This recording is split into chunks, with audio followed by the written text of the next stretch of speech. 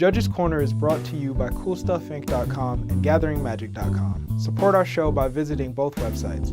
Now it's time for Judge's Corner with David Green. Welcome back to Judge's Corner. In today's episode, we're going to be taking a look at a topic a lot of you have been asking about, and that's regeneration. Regeneration is a really old and reused mechanic that seems really intuitive, but it's actually really kind of complicated. There are a lot of weird things about it that it does, and we're going to explain in this episode why regeneration works the way it works, why the things that happen with regeneration happen, and some ways that you can and cannot regenerate from certain events. So let's start things off by defining what regeneration is.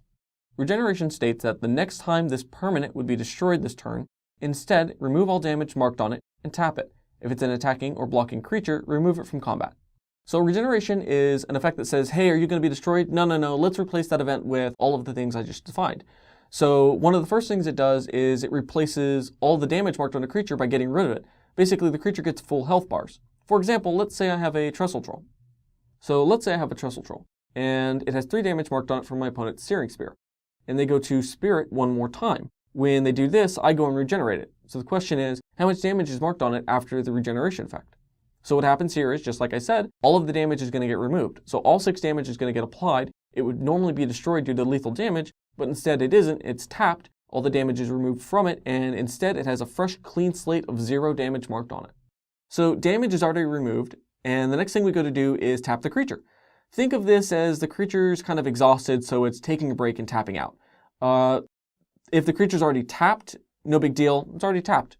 If the creature finds a way to untap, great, you could attack with it or even use any tap abilities it might have if it's not sick. And then the last thing we do is we remove it from combat. So this is kind of two-sided. Let's say that the reason we're dying is because of first strike. Well, it's not very fair for us to say, oh, I'm dying, and then turn around and go, haha, now you die. And it's also not fair if the creature has double strike to get hit and get killed and then say, oh no, I'm going to survive, and then the double striker goes, no you're not, and hits you again. So we remove the creature from combat altogether.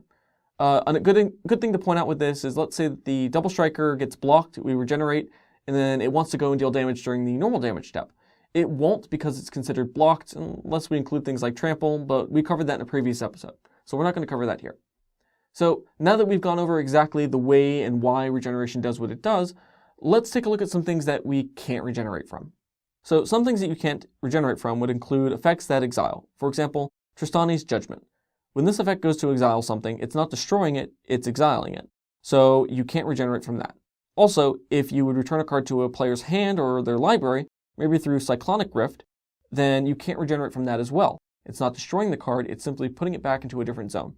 The next thing you can't regenerate from would be the things that say that you can't be regenerated from. For example, Putrefy. You can't regenerate if you're being destroyed by a Putrefy because Putrefy explicitly states that you can't.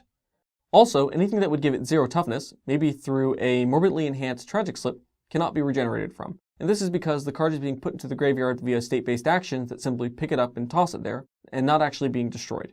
Also, let's say that you have a Liliana and you use its -2 ability to make a player sacrifice a creature. When a creature is being sacrificed, it can't be regenerated because it's not being destroyed, it's being sacrificed. So when you sacrifice a creature, you're not really destroying it, you're just getting rid of it through a different effect. And finally, you can't regenerate from things that are killing you a second time. For example, let's say that your Lotleth Troll survives by regenerating through combat, and then it's being Searing Speared after that. When that happens, you'd have to regenerate it a whole second time. Its previous regeneration effect is not going to save it. So now that we've looked at some things that you can't regenerate from, what are some things that you can? Before we look at this list, it's important to note that anytime you go to regenerate, you need to regenerate before the destruction event. So let's take a look at that list now and go from there. So you can regenerate from any events that would deal damage during combat, such as lethal damage during the Declare Attacker's or Blocker step. You can regenerate from effects that would destroy your creatures, such as a Doomblade. You can regenerate from effects that would deal damage via spells or effects, such as a Lightning Bolt. You can regenerate from effects that would try to destroy your non-creature permanents, such as a Disenchant on one of your artifacts. And you can regenerate from any damage that's being dealt with Death Touch. And it's important to note that when you would be dealt damage via Death Touch, you don't have to regenerate twice. You only need to regenerate once because the damage is being dealt as if it were lethal damage. So some questions I get asked often with regeneration would be, does the creature actually die? And the answer is no. Regeneration replaces the destruction event with tap me, remove damage from me, remove me from combat. So if a creature has any enchantments attached to it, equipments, +1/+1 or -1/-1 counters, effects that are affecting it until end of turn, like Giant Growth. or effects that are targeting it. It's still on the battlefield for those effects. It just taps and says, "Don't kill me, bro." Another question that I get asked is, can I regenerate the creature that's long dead? No, we're not going to have another pet cemetery on our hands. Anyways, when a creature is long dead, you can no longer regenerate it. Regeneration protects from the event of destruction. If the creature's already dead, we can't save it, unless you bring it back to life. And finally, a question I get asked often is, can I regenerate multiple times, and how long does regeneration stick around to save my creature? Let's take a look at that one in an example. So let's give you a wacky scenario where we have a Lotless Troll and 3 untapped swamps. And our opponent goes to get rid of all of our lands with Armageddon. When they do this, we float the mana and use it to regenerate our Lotless Troll 3 times. Once those regeneration effects have resolved, our opponent also floated their mana and decides they're going to Searing Spear our Lotless Troll. Well, the Troll's going to regenerate and save itself, because when we regenerate it, we put a regeneration shield on it. Then they go to Searing Spirit one more time. Well, it's going to be regenerated again.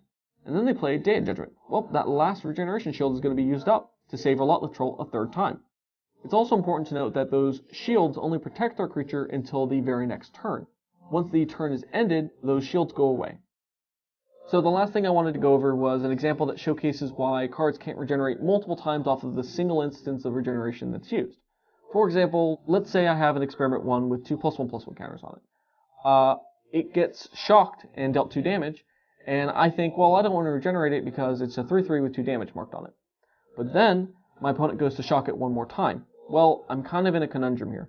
If I regenerate it, it's going to die from the second shock, because when I remove the 2+1/+1 counters, it'll tap itself, remove the original 2 damage marked on it, and then get killed by the shock.